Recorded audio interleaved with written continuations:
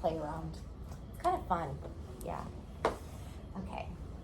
Okay, so when I logged in, I just logged into my normal context that I normally would, taking care of my PACU patients. But if I need to switch, because I'm now going to get ICU cases, on the left-hand side, the Epic, there's change context. So click that. And then I already had mine pre-programmed to 9 ICU. So I'm just going to go ahead and use theirs. I don't know what the Mission Bay one is called, but I'm just going to keep it over at Parnassus. So for the ICUs, I don't know about the floor here, but all of ours are usually 9N or 8N, because the N is for all the ICU floors. So that's what I put in. So when I did that, this pops up. We just cancel. It's gonna pop up for everybody. They can't get rid of it. I don't know why, but that's the only extra pop-up that we have. So this is where the main screen will open up to, and this is the brain. When you are assigned to a patient, you'll see your patient here, and I can show you what that looks like in the playground. I won't be able to in the real events, but this is so this is the brain. And then here on the left-hand side, just like we can switch to different screens, this one switches to the patient lists. So a lot of the ICU charts will also just open automatically to this page. Oh, I am in the real thing. So this isn't gonna get like posted or anything, right? So I'm just thinking about like HIPAA. We were going to just okay, maybe I'll try to do it for playground then. But yeah, I mean, it's also far enough away. Yeah, I might not be able to see anything. Okay. Well, Good point. I'll just continue videotaping and then I'll review it before I post it. And make so sure it's gonna open up to this. So these are the extra steps we're gonna have to take. So again, I'm gonna go to 9 ICU because I'm already in their context. But for you guys, if you're at Mission Bay in the ICU, you'll want to go. You do system lists, and then you go down to where Mission Bay is, and then you'll want to find the ICU, and you click on that unit. I'm gonna go ahead and go to 9 ICU. Okay, so this is a list of all the patients that are on the unit. When you find your patient, you can right click on that patient, and there's a little drop down. There's an assign me, which is the second one down. You can assign yourself to the patient. I'm not going to, because I am in the real context. I don't want to kick out the nurse that is already taking care of that patient. So when I've assigned myself to that patient and you go back to the brain, you'll see them there. So when I go into the brain, I'm not gonna pick that one, I'll pick. Okay, so when I open my chart, and I'm gonna do it on here first before I do the playground, just because the playground, it is a little weird. It doesn't always open to the right page, but we'll go in there and I'll show you. But when I open up the main page, it automatically goes to summary and index. And this is one of the first screens you kind of do want to have prepared and ready, because on the summary, any new orders that come in, you're going to see them right away on this page. So this patient has a new order. If I'm going to follow through that I acknowledged it and I saw it, I would acknowledge that, yep, we're good, or if there's any labs or whatever. So until you acknowledge, those orders are going to sit there. Turnover OR 8, follow turnover OR 8. The other tab on the summary is the adult Cardex and handoff tool. This is just like, it's basically your chart. So it tells you everything about the patient. Under treatment team, if you're assigned to them, your name will automatically come up with your Volt phone number. And then all of the team that is caring for the patient, you'll see who is the treatment team. And scrolling down, you'll have your avatar with all their lines. You can't add anything on this page. This is view only. But you can see there's all your continuous infusions, when to notify your provider, all your nursing assessments, and then on the left-hand side, you'll see last set of lab values, you'll have your history. So this is literally like the whole patient's story. As you can see, these little yellow sticky notes, those are basically sticky notes. They're notes you leave for your fellow colleagues. They're not part of the medical record, so they do disappear when the patient discharges. But I do want to say it doesn't mean that legal team would not be able to figure out what you wrote there. So just be aware of what you do put in your sticky note. But they're really great for just like throwing in, call the sister, this is her number, or any code words. I've also seen them use it for wound care, which is what for this patient they're using. So if wound care was seen by this patient, they can say, yep, we put in the incident report, this is what we're doing for wound care. So then it's in a sticky note for all the teams that are going to look at the chart. So it's a good feature to have. And you just add your sticky note by the comments on the side. Okay. The other tab I want to show you, chart review is the same, results review, MAR are the same. Navigators, this tab up here, which may or may not automatically pop up for you if you go into the ICU context, so you might want to add it if it's not there.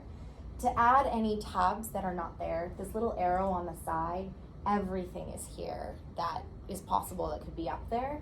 So you would just star it, and then it will come up on your tab at the top. So, and as you can see, since I'm in the ICU tab, my pre-op and PACU is gone. So it completely changes the look of it. The storyboard is the same like all the units, and what's important is you do have your first call written down on the sides, any isolation, their bed number should be written down there, which is nice, but sometimes gets missed. But yeah, okay, so navigators. Navigators is your admission, transfer, and discharge tab. So when you are admitting an ICU patient, I've been told kind of a couple of different things, so we'll have to clarify. I've always understood it that you have to get your admission done in a 12-hour, but then I've also heard 4, and then I've heard 24. So I will get clarification on that. But unlike us, when we pre-op a patient and we have like an hour to pre-op them and admit them, they definitely have more time. And you do have to go through all of these. You just click through all the tabs like ours is to make sure everything is complete. Transfer is for when a patient is transferring to the floor or to another unit or whatever. You would go to transfer, make sure everything is done. And then discharge is split into 3. So there's discharge home, discharge interfacility, and discharge deceased. And so each one, depending on their discharge, you would go in and follow the navigators to have them prepared for wherever they're going. Flow sheets. So my flow sheets, again, automatically, they will go into my pre-op and PACU tabs, and I'm not gonna change that. I'm gonna just leave it because it's too much of a headache to keep flipping around with Epic. But I've added tabs. So at the top, I still keep my intake and output OR lines and drains, which are the same that they do upstairs. I still have a couple of my other settings. Complex assessment, that is where the ICU nurses do their full physical assessment charting and documentation. I actually really like theirs, even sometimes for our PACU patients, because like the neuro checks are way more thorough on theirs. So if I'm needing to do some neuro checks, I like to chart in theirs, and it still comes up on ours, so it's kind of nice. But they have a very thorough full physical assessment. Full physical assessments are done once a shift, or PRN if something changes. Kind of similar to ours, you know, we'll do a one-time full thing, but then, you know, something in airway changes, well, then you'll just chart on that. So that's kind of the same idea for them. Critical vital signs complex tab. This is the main tab the nurses live on. It's pretty much open all the time. This is where all your information is going to go primarily.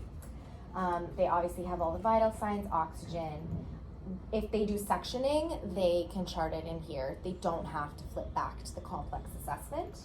They have obviously their pain assessment, their critical care observation tool, their RAS score, their CAM ICU delirium screen is here. I personally am new to that as well, but the ICU policy and procedures, they have tons of information about the delirium screen, so definitely we can read up on that. And then you also have, like, if you have to do pulse checks, vascular assessments, all of it's in here, because if it's things that you have to do more often, they're gonna have it on the vital signs complex. And then anything else will be on that tab. So I like those 2 tabs. I think it's really useful to even just have them in our PACU list, because if a patient turns into an ICU patient, it's good to chart there. One of the things I've learned that they do not have on the vital signs complex is if your patient's on a vent, we don't have vent settings in there, because nurses don't chart vent settings. The RT does it. So if we chart the FiO2 and how they're getting their oxygen, but we don't have to do the vent settings. If you want to know what they are, there is the ventilator template, and well, this person's not on a vent, but if they were, this is where you can get your information on what they're getting. But we, like I said, we don't have to worry about charting that. So is that like a UCS? They don't want us, because I come from a different hospital where we had to chart it. So we didn't control the vent, like titrate settings or anything like that, but we had to confirm as a nurse. Yeah. We don't have to do that here. We don't have to do Okay. that here. Okay, that's good to know. That's all RT. Okay. Who knows what's going to change moving think forward, they but charted- right now, no. I think they're charting flow into the nurses charting as well.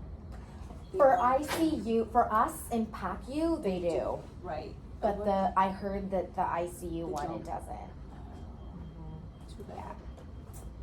I know, that's one too nice bad. thing we have, which they don't I'm have. I surprised they told don't them have too, it. when we did the training, when they were giving us the training, I told them it did that, and I can see the CNSs like, maybe we should have it. So, yeah, they don't have it. Another tab that they have, that they use that we don't, is the daily care and safety. Obviously with the surge, the most important thing we're gonna be worrying about is vital signs and just getting a good physical assessment done on our patients. Like care plans and education, like their care plans are way more detailed than ours ever will be. And I actually asked, like, can you not do care plans? So we're not even gonna be worrying about that kind of stuff if things are predicted, like what's happening in the rest of the country. So these 2 are the most important. But daily care and safety, their emergency equipment is charted here. So like ours is built into our assessment, theirs isn't. So in here you would have the safe environment, the falls risk, the critical care emergency equipment. So that's the only thing to remember, is that you do have to go in here to chart those. And mobility is in here. I think there's a tab for restraints, and then it opens up. Where do you add that tab again? It's on the very end. Mine was already added, so I don't know if it's from the If you past that it just, was there, but let me show you how to add those tabs. If you just go to the wrench bar, will it pull up everything? So Yes. like, let's say I forgot the name of that, I can just Yeah. look through what You comes should be after. able to. Let's try it right now. So the wrench is on the far left right here that she's talking about, which opened this up. And I can see all the tabs here. Let's see, you can start typing or you can search, and it should come up. And then you can add it, whatever you want, to the top. And yeah, we probably don't have daily care, so you might have to add it to kind of have that memory to be able to do it. And then same as the floors, they do blood administration, nonviolent restraints. Yeah, that's that. Orders, navigation. I think that's pretty much everything on this. Yeah, that's kind of the most important ICU documentation. Hopefully, because we're also doing shadow upstairs, so hopefully if you guys get a chance, definitely focus on being able to do the documentation, then you'll get a better feel for what they do. Oh, one last thing I do want to show you, which is a nice little trick also even for our charting. If you have a patient that ends up getting a ton of drips,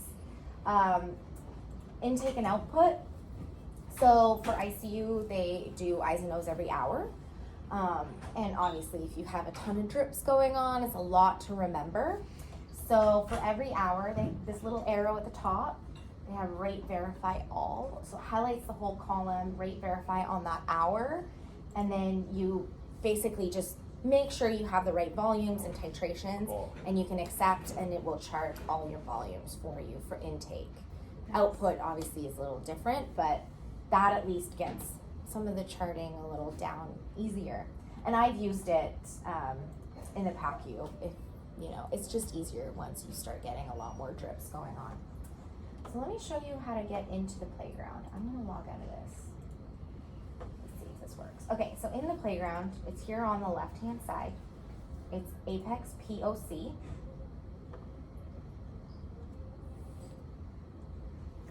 Give it a moment.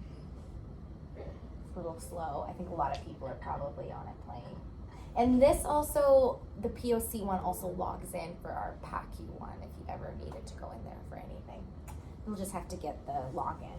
So, let me try it. It's IPRN. And the password is UCSF Apex, but there's a couple symbols, so I'll have to send it to you guys. Sounds good.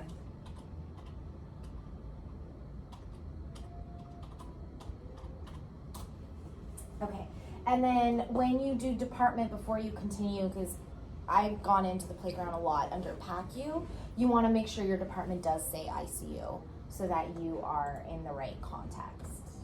Okay, so you can go into the playground, cancel this again. See, you have tons of patients here you can play with. And so I'll just show you what the brain looks like. So I'm gonna assign myself. And when I go to the brain, okay, it shows my assignment, so who my patient is. What I really like about the brain that we haven't had before is every hour it tells you that you have a task. So if there's a medication to give, you can click on it and it actually tells you what you need to do. And then you can document and it'll take you right into the document. And here, this little part, this tells me I have some charting that I haven't done yet. So if there's critical charting that needs to be completed on your shift, you'll see this. And once it's complete, it like switches to a different color. So then you can look through and be like, oh shoot, I forgot to do that neuro assessment or whatever. And then here you also have access and links to orders. So these are your orders. You can acknowledge them from here. And then you have your PRN orders of what is available. If you don't want to like go right into the MAR, you just want to have a quick look. So I really like the brain. So that's the brain. That's the brain. And if you have multiple patients, they would both be on there? They would all Okay. be on here. But you have to assign Carry yourself. your paper around and you call it your brain. I know, Yeah, it's write all it on down, here yeah. now. So let me add another patient. Let's see if they both come up. Yeah. Oh, cool. So then you can see everything that needs to be done for your shift. So I know, I really liked that. username. So when you go like to get to the right playground, you go to the which Apex POC. Apex POC. Okay. And then the username was IPRN. okay. Okay. And so if you do want to do pre-op or other units, the username will be specific to that unit, but the password's the same. So it's UCSF Apex, so it's a capital U, Okay. small c, $, Oh, okay. small f, the little monkey A, Oh, okay. and then PEX, all lowercase. Okay. Yeah. Got it. Okay. Like that. And I'll send out an email with Yeah. Okay. the playground. Yeah. And we'll put that Yeah. password in there so Oh, people awesome. can always refer. Thank Yeah. you. And just remember the context. It's probably, if you haven't been in it might not have anything saved, but if you have never been in it, then yeah, you could just put ICU. And then if you are going into one of our PACU ones, it would just be a different username. But my coworker did it in hers, even though she was in the ICU one, but put in PACU, it kind of did something funny. So we're like, let's just stick to the ICU playground. So yeah. Yeah. And you can do whatever play, because after 24 hours, I think it just automatically Clear. deletes and clears, so you can do whatever you want in the playground. Cool. You can be a doctor and add a million orders you would never order, and it's like, who cares? Yeah. So yeah, Thank you. you're welcome. Thanks. Yeah, and yeah, like I said, I'll send this so then you guys have, you can try to find all these different tabs.